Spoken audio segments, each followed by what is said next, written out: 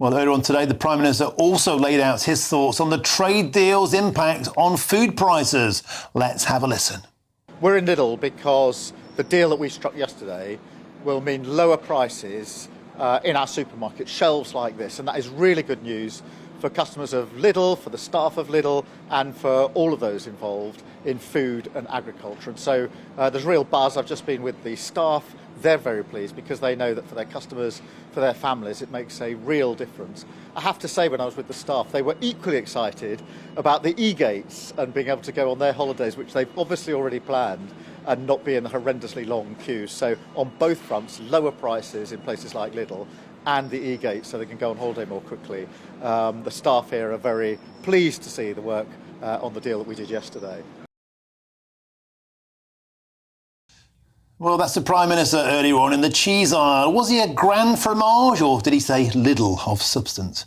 Well, I'm joined now in the studio by the former Deputy Leader of Reform UK and Brexit Party MEP, the god dog of Brexit, Ben Habib. Ben, I wanted to get you in today because you're an expert at going through these things. This is all the paperwork from yesterday. This is that reset deal, page after page, document after document, on defence, on standards, on alignment, on the climate.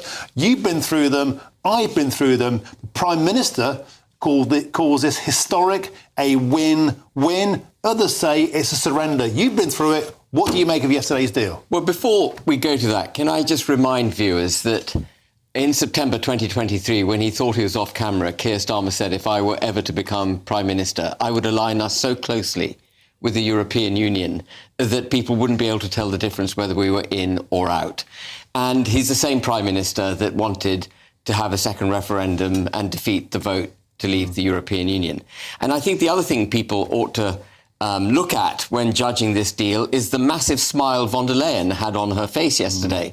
It was a clear victory for the EU. You don't get the EU out on a podium saying what a fantastic deal it is unless they've absolutely taken you to the cleaners. And constitutionally, as well as militarily, from a defence perspective, yesterday was a sellout of the United Kingdom. And of course, I mustn't forget our fisheries, where, you know, the period of time before the deal can be theoretically unpicked has been extended by 12 years. And it was remarkable to me that in defending the position on the fisheries, lots of commentators have said, well, fishing only contributes 0.03% of GDP. Well, there's a reason for that. It's because we've given all our fish away to the European Union. But yesterday, it was a really sad day for those of us who voted to leave the EU. It's been a sad process, frankly, for those of us who voted to leave the EU ever since 2016. The vote to leave was ignored by Theresa May. She tried to keep us in the single market. That deal was defeated. Boris Johnson promised he'd get Brexit done, but he didn't. And actually this deal, the strategic partnership that they want to set up on defence, was contemplated in the political declaration that Boris Johnson signed back in 2019. It didn't actually then come out in the trade and cooperation agreement, but it was very much in his mind in 2019, which is effectively the United Kingdom contributing to the European Defence Fund. So that's paying money in to a defence project for the research and development of military weaponry on an interoperable basis. Now, that's the crucial word, interoperable. So when they say we will be an independent country with our own military able to combat on our own terms,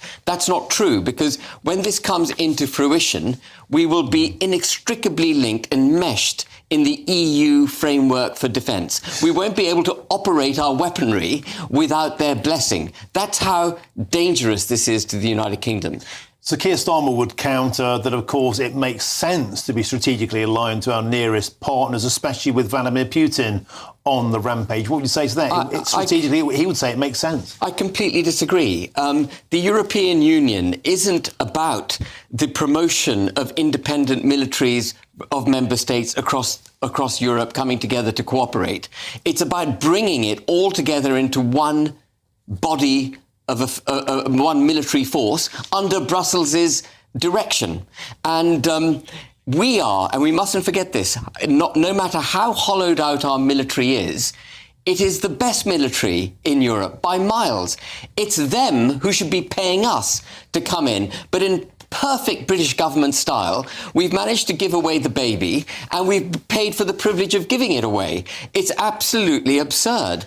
And the same goes, frankly, for this deal that he's done on sanitary and phytosanitary regulations, so-called making, as he said just now in Lidl, making food cheaper on the shelves in this country. But actually what he's done, I'll come to the constitutional point, but what he's done is made it impossible for this country to make regulations which suit British farmers. Yes, the same farmers who he robbed of the ability to hold their farms when they die earlier, last year when he brought out those IHT changes. The farming industry's been thrown under a bus by the sanitary and phytosanitary alignment with the European Union. But the other thing about the sanitary and phytosanitary alignment is that we now will become dynamically aligned with the European Union on those regulations. That means, Martin, that when the European Parliament passes a new regulation, we automatically take it on board.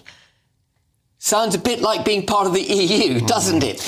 And the court that will adjudicate that whether or not we're adhering to our obligations will be the European Court of Justice. So you'll have a foreign power making laws for the United Kingdom adjudicated by a foreign court. OK, Ben Habib, we have to leave it there. A lot of people will be listening to this and feel like it's Groundhog Day. Did we ever actually Brexit? Ben Habib, thank you very much for joining us in the studio.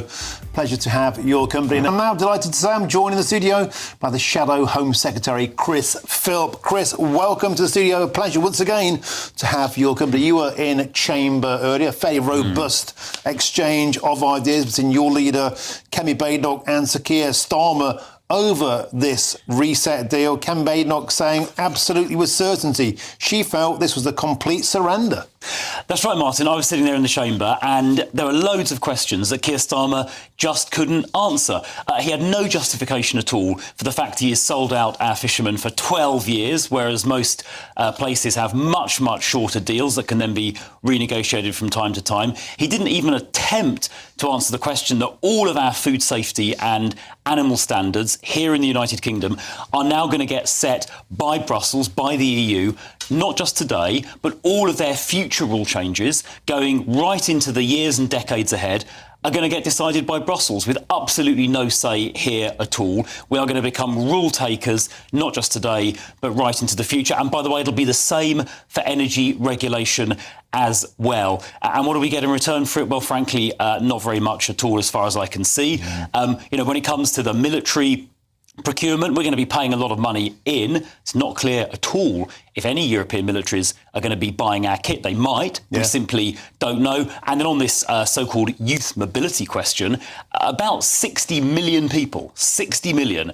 aged up to 30 or maybe even 35 will be eligible, including from low-income countries, including in some places like Germany, illegal immigrants get citizenship, can get citizenship after just 3 years. They would be eligible to come as well. And there was not a sniff of a cap on that in sight, and they might even be able to claim benefits and bring dependents over as well. Now, Keir Starmer did insist that there will be caps, there will be limits. We just don't know what they are yet. And in terms of the cost, we literally don't know the cost of it. One estimate today, Chris Philp, said it could be as much as £16 billion per year that the UK pays in. Well, we only used to pay £17 billion in when we were a full member, and we got £4.5 billion back. So financially, we don't know the details, and financially, it could be worse than before. Well, it has the potential to cost us an absolute fortune. We don't know, as you say, what the caps are, if any, on this mobility scheme. So as far as I can see, Keir Starmer has written in a whole range of different areas what amounts to a blank cheque. I mean, this man is the world's worst negotiator. I mean, Martin, I suppose the only thing we can be grateful for is at least he didn't pay the European Union to have the Isle of Wight for free. That is about the only thing he didn't give away in this negotiation, as far as I can see.